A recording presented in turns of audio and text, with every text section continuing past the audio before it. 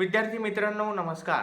आजच्या या भागामध्ये आपण जे काही आपण उत्पन्न मिळवतो, पैशाच्या स्वरूपामध्ये असलेलं उत्पन्न जे आहे ते मिळालेलं उत्पन्न आपण कुठेतरी सेव्ह केलं पाहिजे, त्याची बचत केली पाहिजे. म्हणजेच काय तर आपलं आर्थिक नियोजन उत्तम पद्धतीने आपण केलं पाहिजे. म्हणजे मग भविष्य काळामध्ये कुठल्याही प्रकारच्या आर्थिक चणचण आपल्याला भासणार नाही, आर्थिक अडचण आपल्यासमोर उभी राहणार नाही. एखाद्या व्यक्तीला कधी आर्थिक मदत लागेल हे काही आपण सांगू शकत नाही. कारण काय समस्या आपल्यासमोर येतील आणि काय आपल्याला करायचं आहे त्याच्यावरनं आपली आर्थिक गरज ही लक्षात येऊ शकते. म्हणून त्यामुळे प्रत्येकजण कुठेतरी काम करतो आणि त्या कामाच्या मोबदल्यामध्ये मिळालेले जे पैसे असतात ते पैसे आपण सेव्ह करायचा प्रयत्न करतो, बचत करायची प्रयत्न करतो. आणि जर आपण तसं केलं नाही तर मग आपल्याला आर्थिक अडचण निर्माण होऊ शकते आणि मग आपल्याला पुन्हा कर्जबाजारी व्हावं लागतं. अनेक ठिकाणी लोकांकडे भेटावं लागतं, लोकांकडनं कर्ज घ्यावं लागतं, पैसे उसने घ्यावे लागतात आणि मग त्याचं नियोजन करणं शक्य होत नाही. म्हणून त्यामुळे स्वयंपूर्ण होण्यासाठी आपण आर्थिक नियोजन करणं फार महत्त्वाचं आहे, गरजेचं आहे. कारण पुष्कळशा वेळेस आपल्यासमोर असे अनेक प्रसंग येतात की ज्यावेळेस आपल्याला पैशांची गरज असते त्यावेळेस मात्र आपल्याकडे पैसे उपलब्ध नसतात. मग साधारणतः आपण सगळे ग्रामीण भागामध्ये असणारे विद्यार्थी आहोत आणि शेतकरी आपले पालक आहेत. मग साधारण आपला जो व्यवसाय आहे तो शेती हा व्यवसाय आहे आणि बियाणे घेण्यासाठी आणि शेतामध्ये सगळं काम करण्यासाठी आपल्याला पैशांची खूप मोठी गरज असते. आणि मग आपण जर पैशाची बचत योग्य पद्धतीने केली नाही, योग्य ठिकाणी जर आपण आपले पैसे गुंतवले नाही तर मात्र मग आपल्याला आर्थिक चणचण निर्माण होते. म्हणून त्यामुळे पैशाचं नियोजन करणं हे फार गरजेचं आहे, अत्यावश्यक आहे. आणि विशेष करून कॉमर्सच्या विद्यार्थी जे अभ्यास करत आहेत, वाणिज्य विषयाचे जे विद्यार्थी आहेत, या विद्यार्थ्यांनी तर निश्चितपणे पैशाची बचत कशी करावी आणि आपला पैसा कुठे आपण इन्व्हेस्ट केला म्हणजे तो वाढू शकेल या दृष्टीने जरा स्वयंपूर्ण होणं, साक्षर होणं गरजेचं आहे. आणि म्हणून त्याच दृष्टीने सर्व विद्यार्थ्यांमध्ये पैशाची बचत करण्यासाठी आर्थिक नियोजन व्हावं, याच्यासाठी आर्थिक नियोजनाची सवय लागावी, पैशाची बचतीची सवय लागावी. म्हणून यासाठी आपल्या अभ्यासक्रमामध्ये हा जो एक निबंध आहे तो निबंध इन्क्लूड केलेला आहे, त्याचा समावेश केलेला आहे. त्या निबंधाचं नाव आहे सेविंग मनी, पैशाची बचत करणे. आणि या निबंधाचे लेखक आहे एम लिफे. आता who is M life? M life is an English writer of textbooks. He has authored several books on subjects ranging from commerce to secretarial practice. His works include Commerce Through the Press, which was published in 1966, Teenage at Work, which was published in 1967, Junior Clerk at Work, which was published in 1974, and Value for Money, which was published in 1984. अशा पद्धतीने ह्यांनी इतकं मोठं काम जे आहे ते केलेलं आहे, पुस्तकं लिहिलेले आहेत आणि त्याचा क्रमसुद्धा आपण तुम्हाला आता सांगितलेला आहे. आता हा जो धडा आहे ह्या धड्याचं नेमकं काय महत्त्व आहे, काय या धड्यामध्ये आपल्याला निबंधामध्ये सांगितलेलं आहे त्याच्याबद्दल लेखक असं म्हणतोय की in this essay saving money life discusses various aspects of saving. पैशाची बचत करण्याचे जे वेगवेगळे आस्पेक्ट्स आहेत त्याच्याबद्दल त्यांनी चर्चा केलेली आहे. काय आस्पेक्ट्स आहे?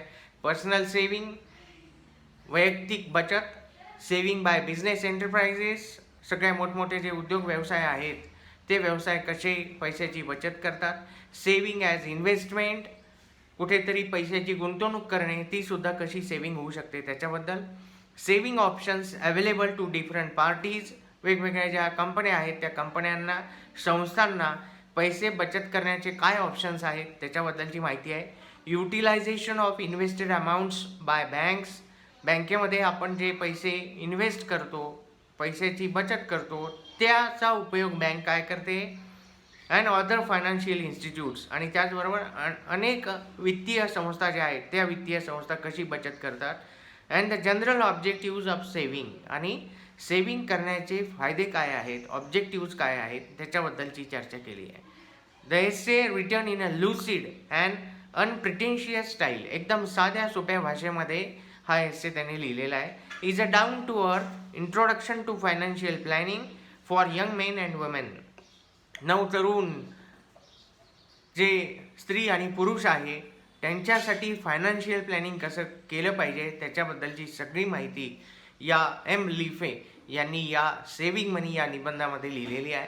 तर आपण आता तो सेविंग मनीचे ॲक्च्युअल टेक्स्ट काय आहे ते मी आपल्याला आता वाचून दाखवतो. If you suddenly turned up at college in an expensive car, the first thing you would be asked would be, where did you get the money from to buy that? जर आपण कॉलेजमध्ये एका मोठ्या एक्सपेन्सिव्ह महागड्या अशा कारमध्ये पोचलो तर आपले सगळे जे सहकारी आहे मित्र आहेत ते आपल्याला विचारतील की अरे इतकी महागडी कार घेण्यासाठी तू पैसे आणले कुठून. Whenever a purchase is made, the money has to come from somewhere and it is a very expensive purchase. The question is asked, where did the money come from? When it is obvious that it could not have been bought out of normal income or pocket money. इतकी महागडी car ही काही आपल्या normal इन्कममधनं घेऊ शकत नाही किंवा आपण जे काही पैसे बचत केले पॉकेट मनी म्हणून जे पैसे आपण बचत केले त्याच्यातनं तर इतकी महागडी कार आपण निश्चितपणे घेऊ शकत नाही.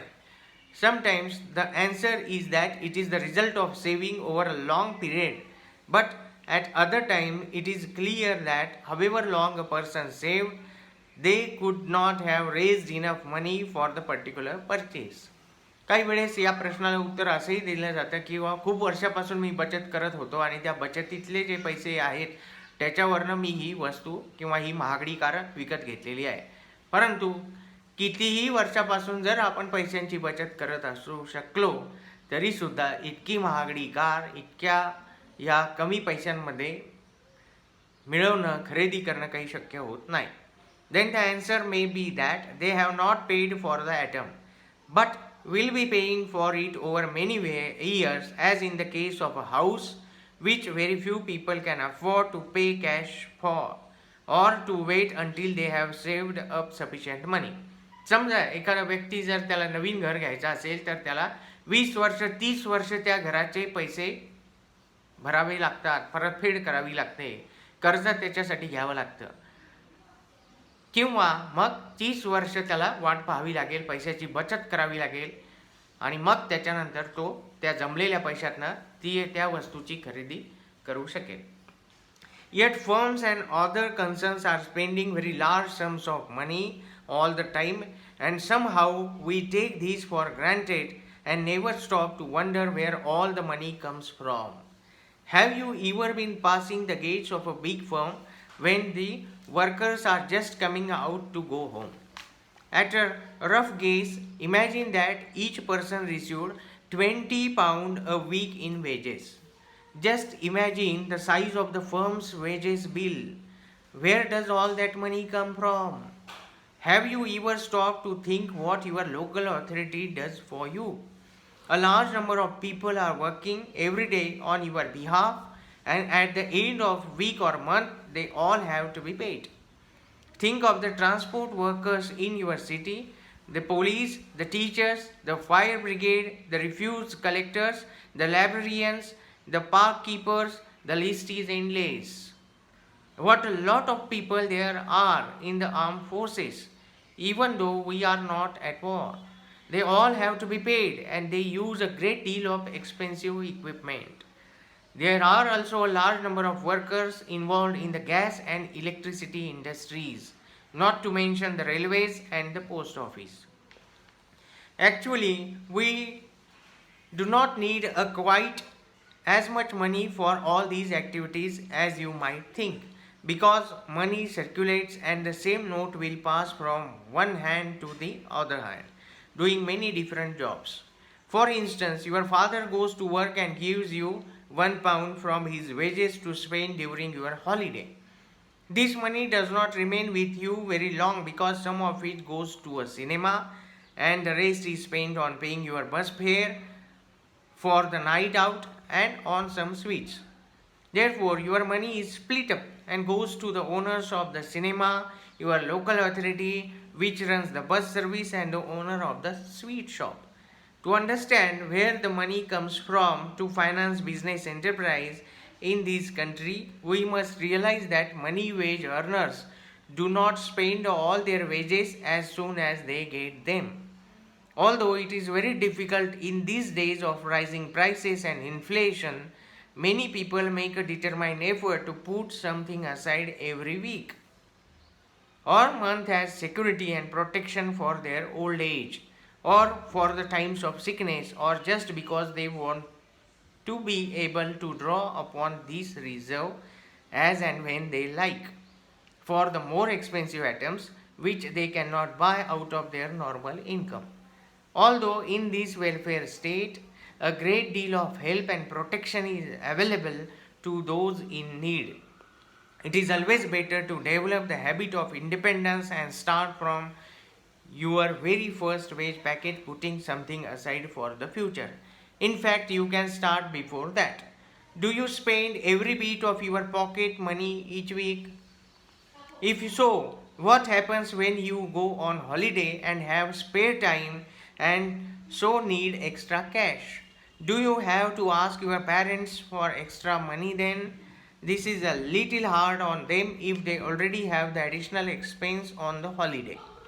If they are unable or unwilling to give you funds, then your enjoyment may be spoiled because for once you have the leisure but not enough money to make the most of it. How much better it would be if you put a little away each week in readiness for your holidays. I expect you are thinking you would lack the willpower to leave the money alone